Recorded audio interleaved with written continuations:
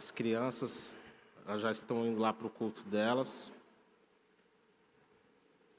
E você já pode abrir sua Bíblia comigo.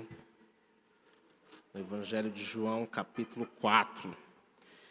Eu vou ler a partir do verso 4, mas realmente eu gostaria de pedir que você mantivesse a sua Bíblia aberta nesse capítulo, que nós vamos ministrar o capítulo 4, que é esse encontro, talvez um dos encontros mais fantásticos que nós vemos na Bíblia, esse encontro poderoso que teve de Jesus com uma mulher samaritana. A partir do verso 4, a leitura, acompanhe. E era-lhe necessário passar pela região de Samaria. Assim, Jesus chegou a uma cidade samaritana chamada Sicar, perto das terras que Jacó tinha dado a seu filho José. Ali ficava o poço de Jacó. Cansado da viagem, Jesus sentou-se junto ao poço. Era por volta do meio-dia. Nisso, veio uma mulher samaritana tirar água. Jesus lhe disse: dê-me um pouco de água, pois os seus discípulos tinham ido à cidade comprar alimentos. Então a mulher samaritana perguntou a Jesus: como sendo o Senhor um judeu, pede água a mim, que sou uma mulher samaritana? Ela disse isso porque os judeus não se dão com os samaritanos. Jesus respondeu: se você conhecesse o dom de Deus e quem é que está lhe pedindo água para beber, você pediria e ele lhe daria água viva. Ao que a mulher respondeu: o Senhor não tem balde e o poço é fundo. De onde vai conseguir essa água viva?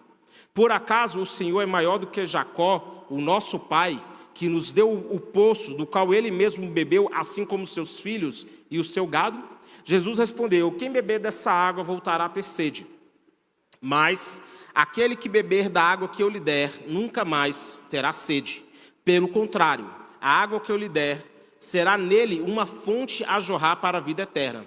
A mulher disse: Senhor, quero que me dê essa água para que eu não mais tenha sede, nem precise vir aqui buscá-la. Quantos podem dizer amém? Queridos, o Evangelho de João, ele foi escrito com o propósito de apresentar Jesus como Filho de Deus, para que, crendo, as pessoas tenham vida em seu nome. Lá no encerramento do capítulo, no João capítulo 20, verso 31, as palavras de João são: na verdade, Jesus fez diante dos seus discípulos muitos outros sinais que não estão escritos neste livro. Estes, porém, foram registrados para que vocês creiam que Jesus é o Cristo, o Filho de Deus, e para que, crendo, tenham vida em seu nome. Diferente de outros evangelhos, João ele destaca alguns sinais exclusivos, como a transformação da água em vinho, a cura do cego de nascença, a ressurreição de Lázaro. E esses milagres, eles não são apenas demonstrações de poder, mas apontam para a identidade de Cristo como fonte de vida eterna. Isso aqui é algo que nós sempre citamos, mas no primeiro século, as mulheres eram frequentemente marginalizadas, tanto social quanto religiosamente. Para você ter uma ideia, entre os próprios judeus, as vozes de uma mulher tinham muito pouco valor nos tribunais e elas não eram vistas em discussões teológicas. Você conhece a história de uma mulher que foi pega em adultério. E ela foi levada diante de Jesus com o propósito de tentá-lo, de fazer com que ele caísse em contradição. Então Jesus, ele ouve aqueles homens trazendo aquela mulher, eles a acusam. A lei manda apedrejar. E o que o Senhor diz, mestre? Então Jesus fala para eles assim: olha, a lei está correta. Então faz o seguinte: aquele que não tiver pecado, atire a primeira pedra. Então a Bíblia fala que Jesus se agacha e fica riscando o chão. E a Bíblia, então, cada homem, começando dos mais velhos, vão se retirar. Por quê? Porque Jesus os confrontou.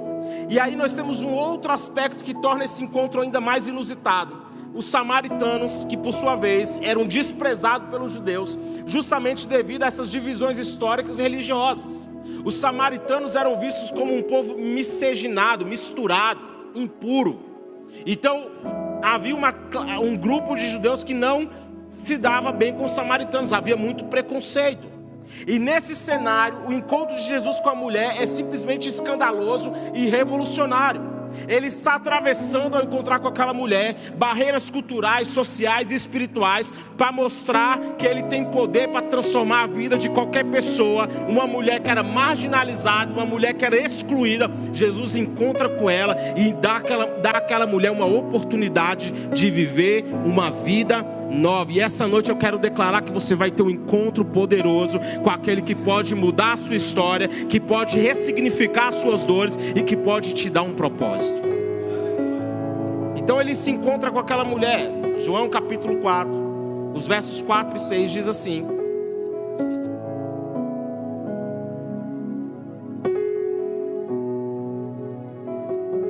o verso que nós lemos inicialmente: era necessário passar pela região de Samaria.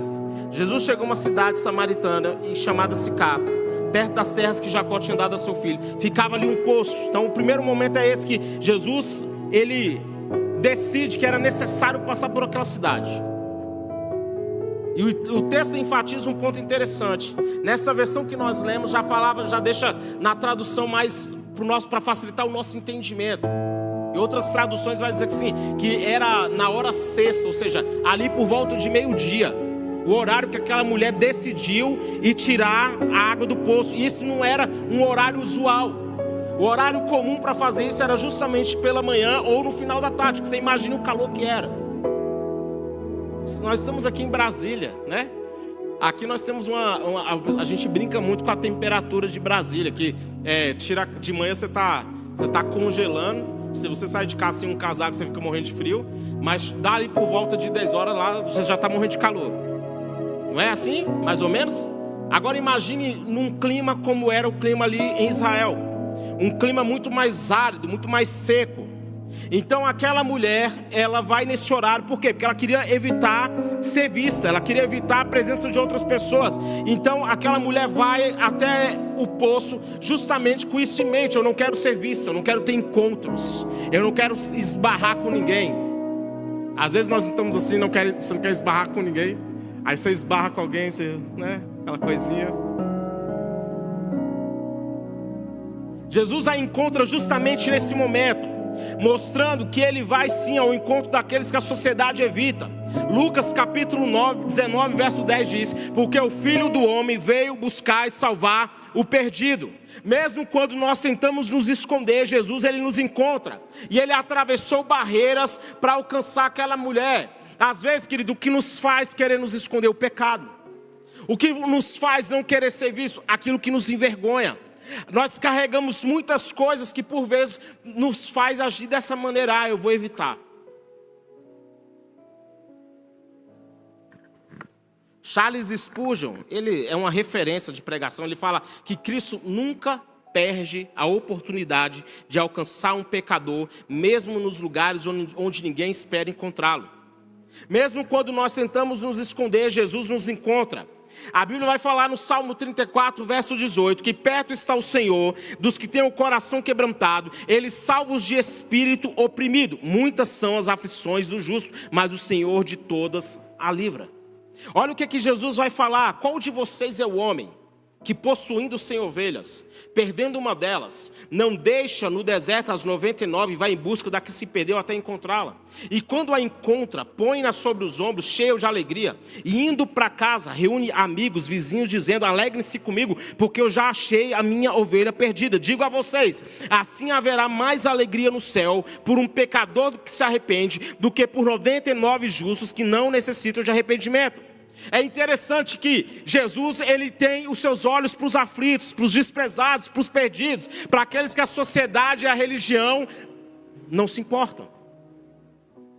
Acredite, se Jesus estivesse aqui nos nossos dias, ia ter muito choque. Eu quero dizer para você que não importa como foi o estado que você chegou aqui essa noite. Talvez você tenha chegado aqui cansado das suas lutas, talvez você esteja enfrentando uma luta contra a depressão. Talvez você esteja nesse momento lutando contra os ardis do diabo. Talvez você esteja enfrentando crises, lutando contra vício, contra qualquer que seja a dificuldade. Eu quero dizer para você essa noite que Deus vai te alcançar. Da mesma maneira que Ele deixa as 99 e vai buscar a ovelha que está perdida, Ele não não nos deixa. Ele vai te buscar onde você estiver, Ele vai te encontrar, Ele vai te resgatar, Ele vai te restaurar. A palavra de Deus para a nossa vida essa noite é: Deus vai estar cuidando. Ele vai lutar as nossas batalhas, Ele vai nos fortalecer. Então Jesus pede água para ela. E essa é uma expressão, dê-me um pouco de água, uma expressão que é interessante, que ela atesta a humanidade de Jesus. Porque, acredite, havia uma classe religiosa que pregava que Jesus não se manifestou em carne. Que Jesus era apenas uma espécie de aparição fantasmagórica. Que Jesus que ele não tinha uma presença real, humana. Uma frase que nós sempre citamos aqui do C.S. Lewis, que ele vai falar que Jesus é Deus como Deus é e o homem como o homem deveria ser. Jesus estava cansado, o texto diz isso. E ele para naquele poço, e você vai encontrar inúmeros textos que falam, que demonstram isso. Jesus, quando vê Lázaro, ele se perturba no seu espírito, ele chora. Jesus, ele estava lá no barco, Jesus estava cansado e dormiu. Jesus, ao fim do período de ser tentado por Satanás, teve fome. Então Jesus tinha sim, Jesus era humano. E é interessante isso, porque sabe o que vai falar em Isaías? Que ele era desprezado e o mais rejeitado entre os homens. Homem de dores e que sabe o que é padecer. E como um de quem os homens escondem o rosto, ele era desprezado e dele não fizemos caso. Hebreus 4,15 diz que nós não temos um sumo sacerdote que não possa se compadecer das nossas fraquezas. Pelo contrário, ele foi tentado em todas as coisas e a nossa semelhança, mas sem pecado. Jesus, ele não apenas conhece os nossos desafios, como ele também os experimentou. Jesus não só conhece a fragilidade do lado humano, como ele também as vivenciou. A gente sempre cita muito que o diabo é um psicólogo milenar, que ele conhece a natureza humana. Mas eu digo para você que o nosso Criador nos conhece muito mais. Ele conhece cada fraqueza nossa, cada falha nossa, cada ponto de dificuldade nossa. Mas ainda assim, Ele nos escolheu. Ele escolheu pessoas dessa forma. Sabe por quê? Porque Ele nos criou, Ele nos conhece. Ele conhece as suas dificuldades, Ele conhece as suas fragilidades, Ele conhece os seus tropeços. Mas eu quero dizer, ainda assim, Ele te escolheu. Porque acredite, os seus erros e suas falhas não contam mais para Deus do que o plano e o propósito que Ele estabeleceu para a sua vida. Jesus conhece o pior lado da humanidade, mas ainda assim Ele nos amou. Deus, Ele conhece o que nós imaginamos de pior do ser humano. Agora, sabe qual é o versículo que mostra que por vezes a religião dá um nó na nossa cabeça? Um que todo mundo conhece. Porque Deus amou o mundo de tal maneira que deu o seu Filho unigênito, para que todo aquele que nele crê não pereça, mas tenha vida eterna. Deus enviou o seu Filho ao mundo, não para que condenasse o mundo, mas para que o mundo fosse salvo por ele. E o que você mais vê às vezes, no nosso alto nível de insatisfação, é as pessoas falando assim: Jesus, volta logo, porque esse mundo aqui não tem jeito. Deus amou o mundo de tal maneira. E sabe o que a Bíblia fala? Que em Cristo Jesus, Deus estava reconciliando o mundo consigo. Jesus não vai simplesmente vir buscar a igreja e acabar com esse mundo. Nós vamos restaurar esse mundo. Nós vamos cumprir o papel de ver um mundo restaurado. Aquilo que foi perdido no jardim, aquilo que foi quebrado por causa do pecado, em Cristo Jesus é reconciliado. Quantos entendem isso aqui em nome de Jesus? Quem beber dessa água terá sede outra vez. Mas quem beber da água que eu lhe der, nunca mais terá sede. Isso é o Evangelho. O Evangelho é essa fonte que sacia plenamente e eternamente. Uma frase vai dizer assim, que o Evangelho não é apenas algo que nós bebemos, é a fonte que passa a fluir dentro de nós. Jesus apresenta àquela mulher algo que mudaria a vida dela para sempre. O corpo humano tem sede de água, óbvio. Mas a nossa alma, ela tem sede de coisas que vão além disso. A alma, ela tem sede de afeto, ela tem sede de pertencimento, ela tem sede de propósito. E foi isso que aquela mulher encontrou em Jesus. Aquela mulher, ela vira para Jesus e fala assim, Jesus pede água para ela. Por que Jesus pediu água para ela? Fala assim, porque ele tinha sede. Me ajuda aí, fala assim, porque ele tinha sede. Então, obviamente, Jesus estava com sede. Seu corpo necessitava daquilo, então ele pede água para a mulher. Mas ele deixa claro, Jesus olha e em sua onisciência, ele viu que aquela mulher tinha uma sede que não era de água. Jesus sabia que aquela mulher estava lidando com muitas rejeições. Jesus sabia que aquela mulher estava ali para não ser vista pelos outros. E às vezes nós vivemos a nossa vida exatamente assim. Uma vida vazia, uma vida sem propósito, uma vida sem pertencimento. E nós ficamos assim, nós ficamos buscando saciar nossa sede com aquilo que não vai matar a sede. Sabe onde um texto que afirma isso? Jeremias 2,13. Meu povo cometeu 2 males contra mim. Abandonaram a minha fonte de água viva e cavaram cisternas rachadas que não retêm as águas. E às vezes nós estamos exatamente agindo assim.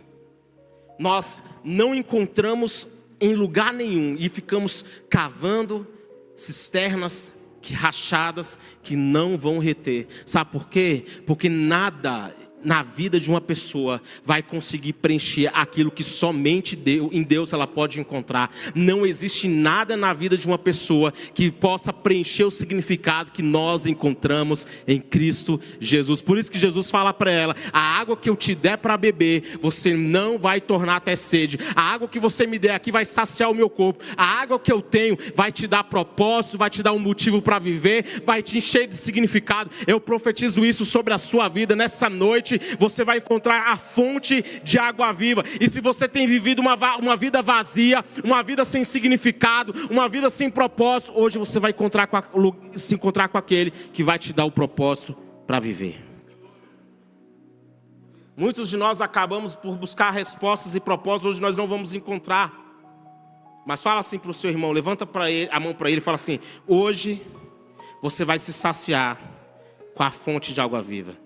Hoje você vai encontrar com aquele que vai fazer fluir em você um rio que vai jorrar para a vida eterna. Então Jesus a confronta. Nos versos 16, que a gente não chegou a ler, fala assim que Jesus fala para ela, vai lá, chama o seu marido e volte aqui. Ao que a mulher respondeu, não tenho marido. Jesus disse, você tem razão ao dizer que não tem marido, porque já teve 5. E esse que agora tem não é seu marido. Olha o confronto. Jesus toca numa área sensível, mas não para condenar, mas para revelar para aquela mulher a necessidade de redenção que ela precisava. E eu nunca vou esquecer de uma pregação do Elson de Assis que eu escutei há muitos anos atrás. E ele fala exatamente assim, ele cita o olhar que Jesus dá a Pedro. Pedro nega Jesus 3 vezes. E se não me engano, em Lucas cita, ou é em João, não lembro, que na 3ª vez quando ele nega, Jesus olha para Pedro. E é engraçado que eu acho que a leitura geral que as pessoas fazem, que é aquele olhar que você e eu daríamos, tipo assim, viu? Sem vergonha. Eu não te falei? Eu não falei que tu ia me negar? Toma. É mais ou menos esse olhar que eu e você daríamos, um de vitória, um de acertei, né? Mas ele cita nessa ministração, ele fala que o olhar de Jesus foi um olhar de misericórdia. Foi um olhar de, vai lá, você vai chorar, mas no tempo certo eu vou voltar e eu vou consertar o que está quebrado. Jesus vai lá depois, reencontra Pedro. Pedro, tu me amas, Senhor, tu sabes. Pedro, tu me amas, Senhor, tu sabes. Pedro, tu me amas, Pedro, Senhor, tu sabes que eu te amo. Vai lá e Pedro é restaurado. Sabe por quê? Porque o olhar de Jesus para nós, querido, não é o mesmo olhar que nós carregamos de acusação, de opiniões, não. O olhar dele para nós é de graça. O olhar de Jesus para você hoje é de misericórdia. Sabe o que aconteceu hoje sobre a sua vida? Amanheceu. As misericórdias dele se renovaram sobre a sua vida. E essas são a causa de nós não sermos consumidos. Grande é a fidelidade dele. A Bíblia fala que justiça e juízo são a base do seu trono, mas graça e verdade tempestade vão adiante deles. O olhar de Deus para você essa noite é de graça, é de misericórdia, é de perdão, porque não importa por onde você caminhou, não importa aquilo que você fez no passado, hoje há perdão, há restauração, hoje você está tendo um encontro poderoso e que pode transformar a sua vida. A Bíblia vai falar em Hebreus que todas as coisas estão descobertas e expostas aos olhos daqueles a quem haveremos de prestar contas.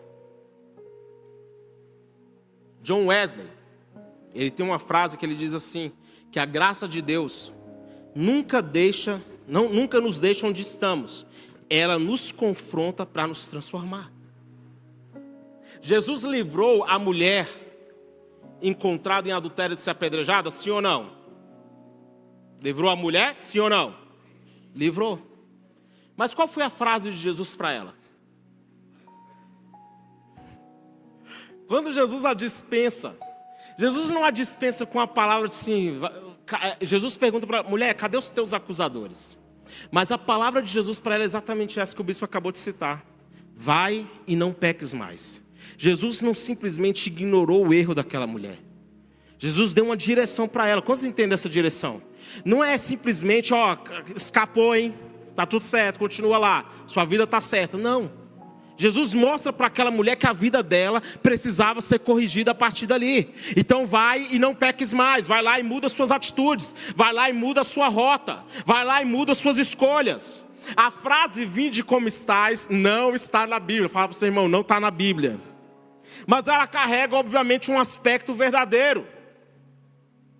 Eu gosto muito da parábola do filho pródigo, porque a parábola do filho pródigo é exatamente isso. É Jesus mostrando a natureza do relacionamento entre um pecador e Deus. O filho pródigo é aquele que vai lá, pede a sua herança, vai para uma terra distante, gasta tudo vivendo uma vida de pecado. Ao ponto de não ter mais nada, a não ser desejar comer a comida que os porcos comiam. Mas em um momento ele cai em si e fala, voltarei para a casa do meu pai. Porque lá na casa do meu pai os servos comem melhor do que isso aqui. Voltarei. E ele volta. E quando o pai o vê, o pai o recebeu como ele estava. O pai o recebeu. Mas não deixou do jeito que ele estava. O pai aceitou o filho de volta? Sim. Mas quando ele volta para a casa do pai, o pai não o deixa como está. O pai não deixa ele com os pés descalços. O pai não deixa ele sem anel. O pai não deixa ele sem vestes limpas. Sabe por quê? Porque não tem essa de vir para a igreja, de servir a Deus e nada mudar na minha vida. Se eu estou na casa do pai, eu vou ter vestes limpas sobre a minha vida. Eu vou ter anel no dedo, eu vou ter sandália nos pés. Eu vou ter restauração. Eu vou viver uma vida nova. Porque não tem como ter um encontro com Deus e viver da mesma forma.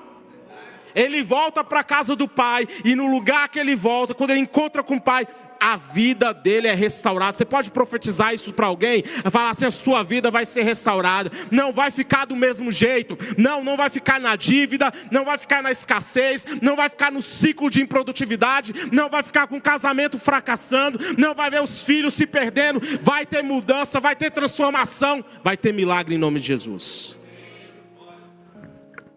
O pai tirou a vergonha e entregou ao filho perdão e reconciliação. Versos 19 diz que eles começam a conversar a respeito do lugar da adoração. Verso 19, a mulher então disse, agora eu sei que o Senhor é um profeta. Nossos pais adoravam neste monte, mas vocês dizem que em Jerusalém é o lugar onde se deve adorar. Jesus respondeu, mulher, acredite no que digo, vem a hora em que nem nesse monte, nem em Jerusalém vocês adorarão o Pai.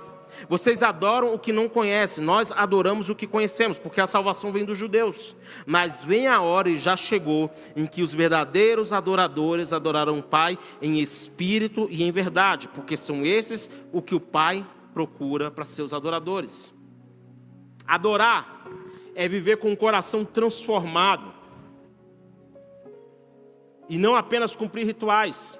Aquela mulher, ela tinha uma referência para adoração.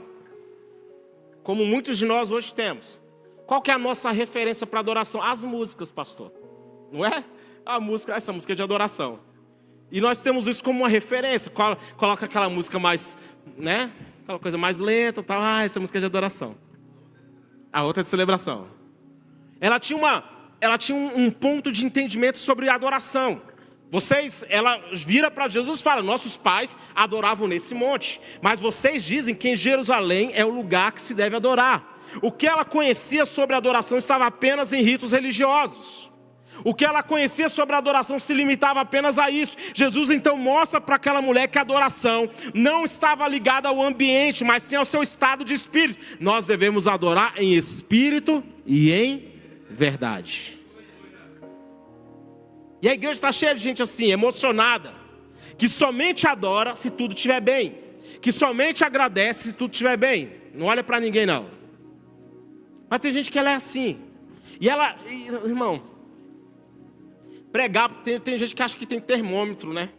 Ela carrega um termômetro dela, que ela fica avaliando assim. Tá bom hoje não. Desse jeito, né?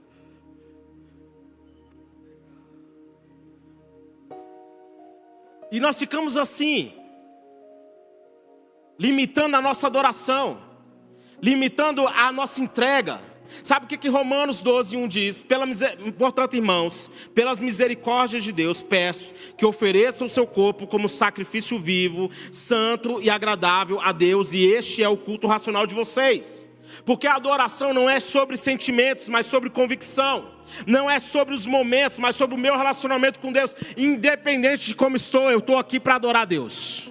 Pastor, mas eu estou tão assim para baixo, eu vou adorar a Deus. É a convicção que eu carrego. É entender que eu estou num lugar para adorar o Senhor. Eu vim nesse ambiente para adorar o Senhor. Não é por causa do ambiente, pastor. Irmão, isso quem faz é você. Esse culto, ele é reflexo da sua entrega. Ele é reflexo da sua adoração. Ele é reflexo do seu momento, da sua vulnerabilidade diante de Deus. Quantos estão entendendo isso? Quantos entendem que é sobre você? É você permitir que o Espírito Santo flua através de você. Então levanta as suas mãos e fala: Senhor, acha em mim um verdadeiro adorador. Acha alguém que vai te adorar dia e noite, que vai te adorar na fartura ou na escassez, que vai te adorar nos dias bons ou nos dias maus. Acha em mim alguém que está disposto a ser um adorador verdadeiro. Aqui quando o Senhor olhar lá do alto, o Senhor me encontre e me encontre te adorando.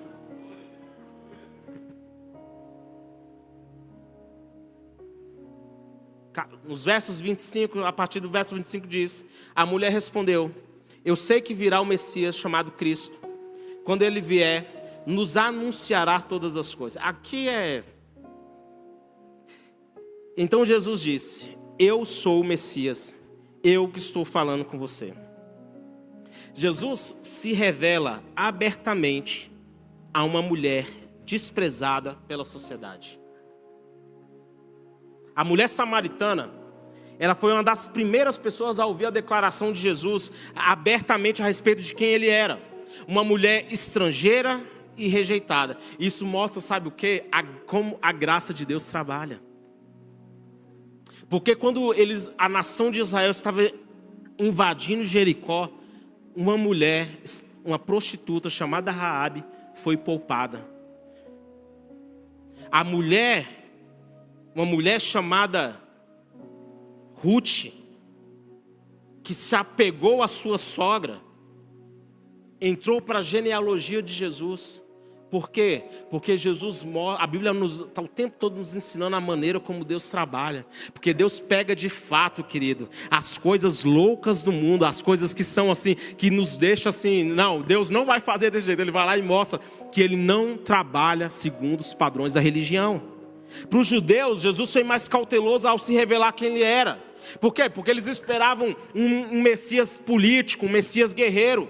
Mas para os humilhados e excluídos, ele se revelou. E ele se revelou de forma clara e direta. Eu quero ler um texto um pouco mais extenso com você, que diz assim: certamente que a palavra da cruz é loucura para os que se perdem, mas para nós que somos salvos, ela é poder de Deus.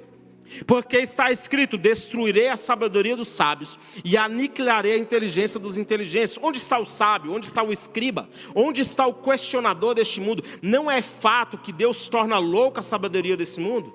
Visto que na sabedoria de Deus o mundo não conheceu por sua própria sabedoria. Deus achou por bem salvar os que creem por meio da loucura da pregação.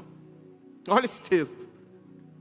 E ele diz: porque os judeus pedem sinais e os gregos buscam sabedoria, mas nós pregamos o Cristo crucificado, escândalo para os judeus, loucura para os gentios. Mas para os que foram chamados, tanto judeus como gregos, Cristo é o poder de Deus e a sabedoria de Deus. Porque a loucura de Deus é mais sábia do que a sabedoria humana, e a fraqueza de Deus é mais forte que a força humana. E essa aqui é a mensagem que queima em nós. Ela é louca para o mundo, é escandalosa. O evangelho é isso, é uma mensagem que não cabe na cabeça dos inteligentinhos. O evangelho quebra a lógica, ela entrega perdão para o pior dos pecadores, ela entrega restauração, ela coloca o oprimido em libertação, ela salva a pessoa do crack, ela liberta a mulher da vida de pecado, ela restaura casamento, ela traz perdão. O evangelho é loucura. É loucura para o mundo, mas para nós que somos salvos, é poder de Deus. Então, deixando o seu cântaro, a mulher voltou à cidade, lá no verso 28.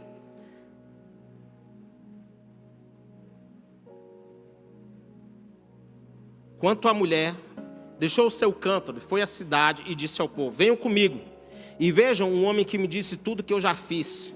Não seria ele por acaso o Cristo? O encontro muda as prioridades. Aquela mulher que fazia de tudo para ser evitada, ela vai agora à cidade. Ela vai lá para as pessoas receberem aquilo que estava queimando dentro do coração dela. Uma mulher que tem um encontro poderoso com Jesus carrega agora a coragem para mostrar ao mundo que a vida dela não era mais a mesma. Porque acredite, querido, Deus é especialista em pegar os nossos piores momentos, os nossos piores dias, e transformar em um testemunho do poder dele. Ele nos pega naquele dia da baixa. Não tem um dia da baixa? Que tudo está dando errado. Aí ele vai lá e mostra que na presença dele, que quando nós temos um encontro com ele, a nossa vida é transformada. D.L. Moody tem uma frase que ele diz assim, que o evangelho é como um perfume. Quando o recebemos, não conseguimos guardá-lo, temos que espalhar. Quando quem encontra com Jesus não tem uma experiência para si próprio, não é algo que ela fica ali, isso aqui é só para mim, não. É algo que queima, eu preciso falar isso para alguém. Essa mensagem não é para mim. Eu sou apaixonado pela história de Lázaro, porque Lázaro é exatamente uma expressão disso. Quando ele morre, Jesus vai lá e ressuscita. A Bíblia vai falar que as pessoas iam até Betânia para ver esse homem. Quem é esse homem que Jesus ressuscitou? Meu Deus, que a nossa vida seja um testemunho para as pessoas saberem. Eu preciso ir lá na Embaixada Novo Tempo para saber o que Deus está fazendo lá. Amém? Quantos creem nisso? Por quê? Porque as pessoas vão ter as suas vidas transformadas ao ter o encontro com o nosso Senhor. Eu quero concluir, queridos. O encontro de Jesus com a mulher samaritana, eles nos ensinam alguns princípios. Jesus a encontrou onde ela estava. E às vezes nós vivemos uma vida exatamente assim, tentando nos esconder por causa da vergonha. Mas ele nos vê. Ele viu José no poço, ele viu José na prisão, ele viu Davi nos desertos, ele viu Davi na caverna. Você conhece a história desses homens?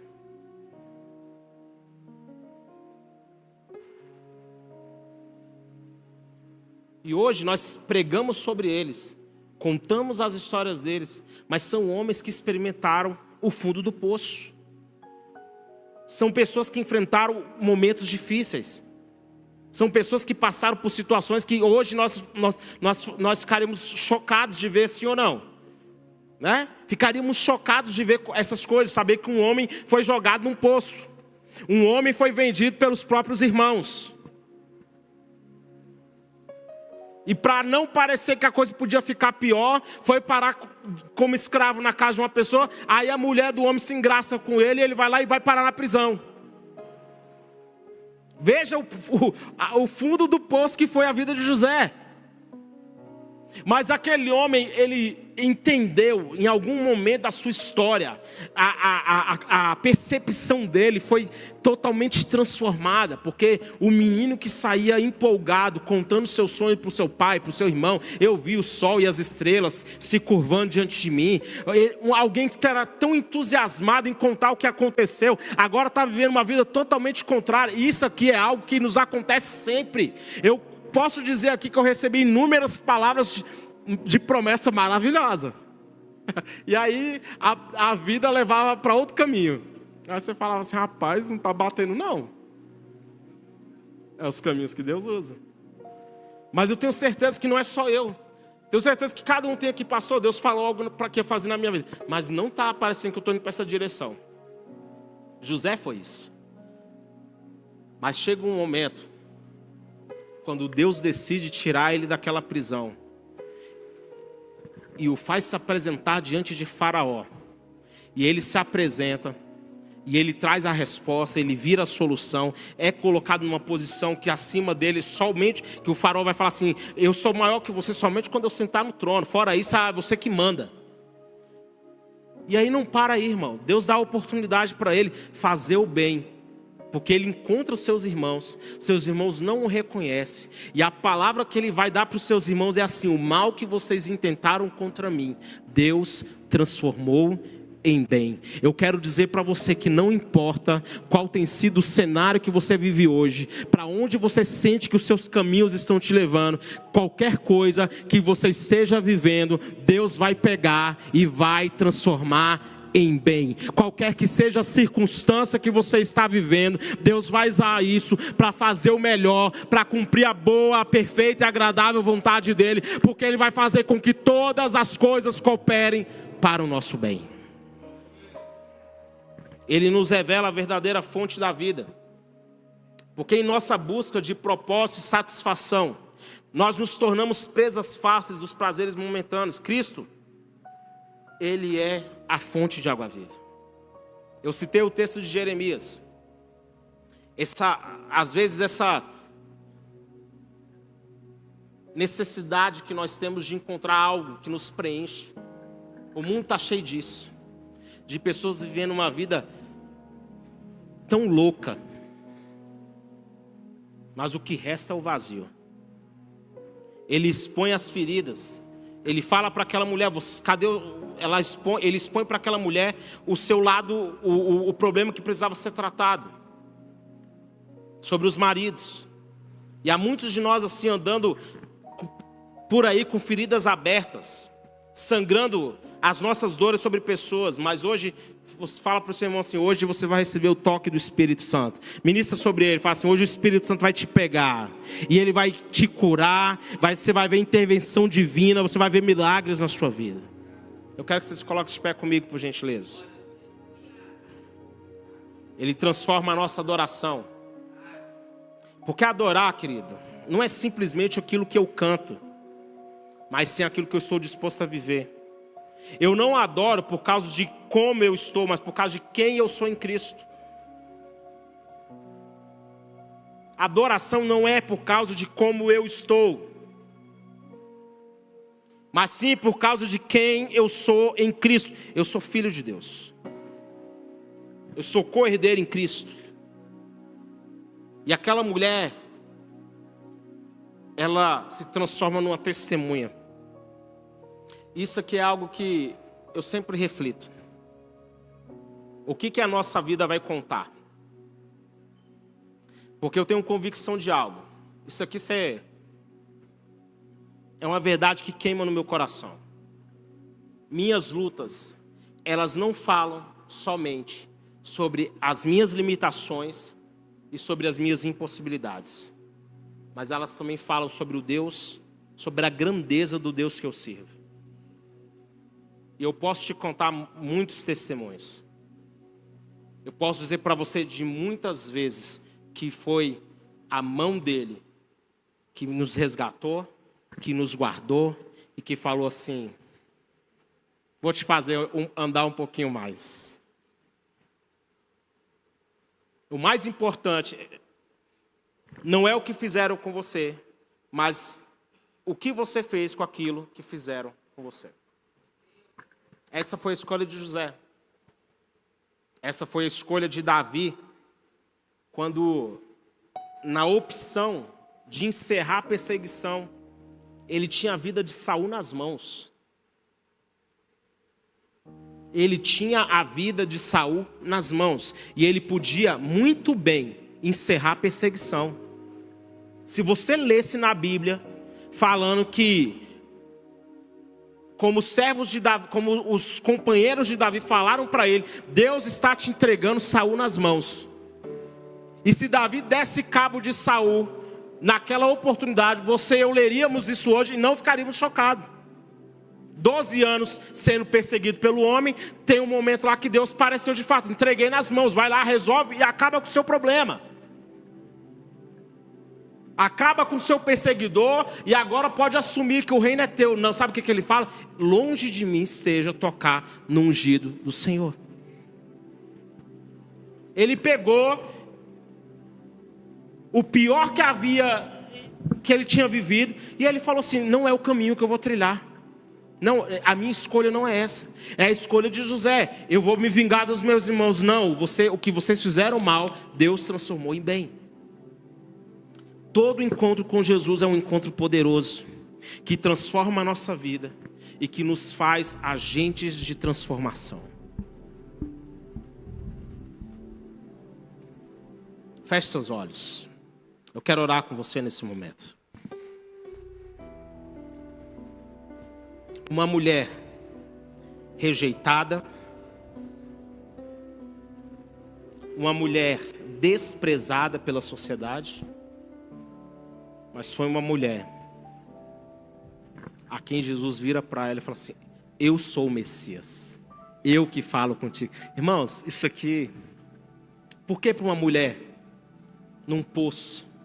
Só ela e Jesus. Por que Jesus se revelou para aquela mulher? Porque aquela mulher, quando ela compreendeu, quando Jesus fala para ele assim: se você soubesse quem eu sou, você pediria, eu te daria água viva. Aquela mulher: me dá dessa água. Ô irmão, é o que deve queimar no nosso coração. Senhor, me dá dessa água para eu não ter sede mais. Coloque em mim essa fonte, esse desejo, porque eu não quero simplesmente viver uma vida mediana. Não, eu quero experimentar tudo aquilo que eu posso experimentar na tua presença. Eu quero viver um evangelho de maneira plena. Eu quero viver tudo que está na tua palavra. As promessas que estão aqui para a minha vida, Senhor, eu quero viver. Eu quero viver. Vamos sair do lugar, vem beber dessa fonte. Vem saciar essa sede, vem.